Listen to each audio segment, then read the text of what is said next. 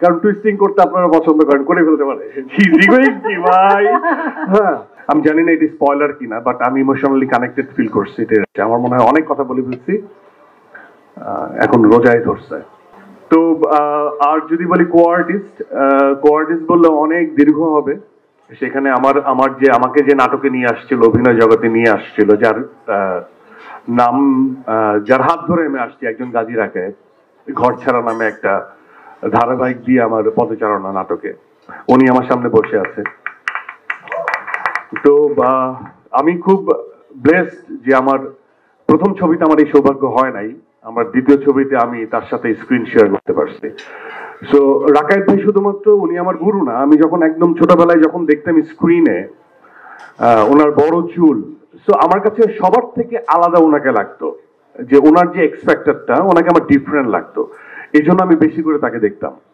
তো তখন আমার মনে হতো যে এই যে নায়কোচিত ব্যাপারের বাইরেও যে একজন ক্যারেক্টার বা একজন মানুষ আলাদাভাবে নিজের গ্রহণযোগ্যতা বা টানতে পারে, এই ফিলিংসটা কিন্তু ওই 2004-05 ওই সময় অভিনয় আসার থেকে ওনার কাছ থেকে আসা।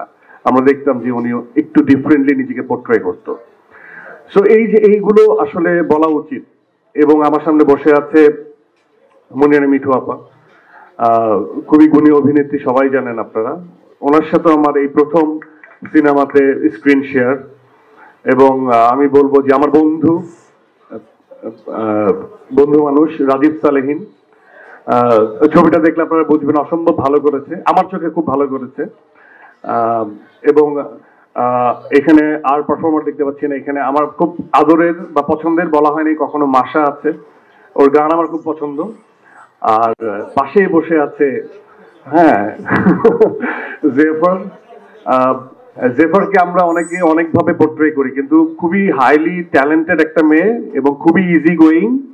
মানে খুবই ইজি গোয়িং বলতে মানে হচ্ছে অন্য কোনো কিছু না, খুব খুব সাধারণ একজন মানুষ।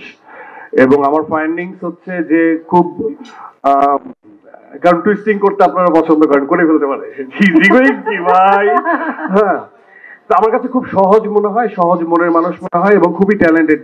ও অ্যাকচুয়ালি খুবই ভালো কম্পোজার এবং লিরিসিস্ট, এবং একই সাথে অথবা শুধুমাত্র আপনারা জানেন যে সে একজন গায়িকা, কিন্তু গায়িকার পেছনেও তার অনেক গুণী পরিচয় আছে, বিশেষণ আছে। এখন আসি আমার পাশে যারা বসে আছে তাদেরকে নিয়ে। আর সোফার আমার মনে হয় যে আপনারা সবাই ট্রেলার দেখলেন, আমিও আজকে প্রথম দেখলাম এইভাবে বিজিএম সহ, সাউন্ড সহ, কালার সহ।